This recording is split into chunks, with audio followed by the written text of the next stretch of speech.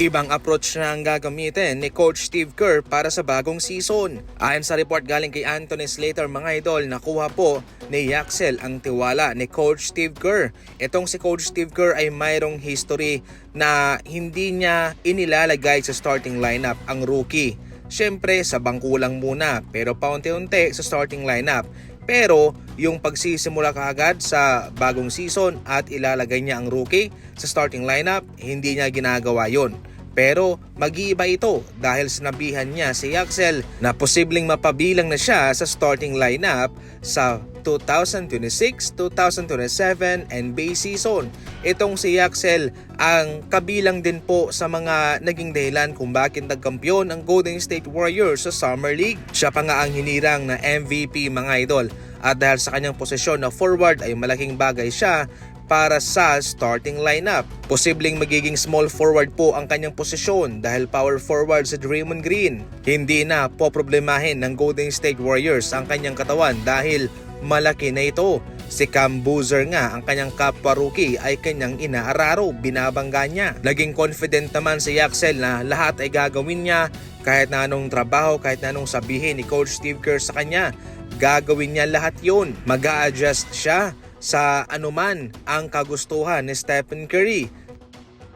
Samantala, lumitaw na sa ngayon ang Minnesota bilang isa sa mga opsyon ni LeBron James na posible niyang puntahan. Bakit nga ba itong Minnesota? Well, ayon sa report, nakitaan ni LeBron James itong Minnesota bilang isang kupunang uhaw na manalo ng kampyonato. At syempre, nandun si Anthony Edwards na para sa kanya ay pwedeng makatulong na makuha niya ang kanyang kagustuhan. Hindi nangangahulugan na paborito na ang Minnesota. Idinagdag sila ng kampo ni LeBron James bilang isa sa mga option, bilang isa sa mga pinagpipilian.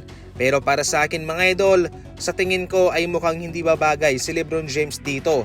Nandun na nga sila Melo Ball na ball dominant player na rin kasama si Anthony Edwards. Kaya ano na lang ang gagawin nila kung nandun pa si LeBron James?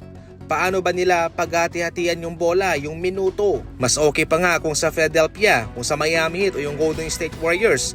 Pero so far kung sa Minnesota, parang hindi ko nakikitang mag-workout ito. Ipagpalagay natin kung sa Minnesota, mag-a-adjust sila Melo Ball, mag-a-adjust si Anthony Edwards. Kahit na team yan ni Anthony Edwards, kapag dumating na si LeBron James dyan, aba, team na yan ni LeBron, hindi na yan team ni Anthony Edwards. In charge na si LeBron James dyan. Kaya dapat na magbigay daan sina LaMelo Ball at Anthony Edwards sa kanya.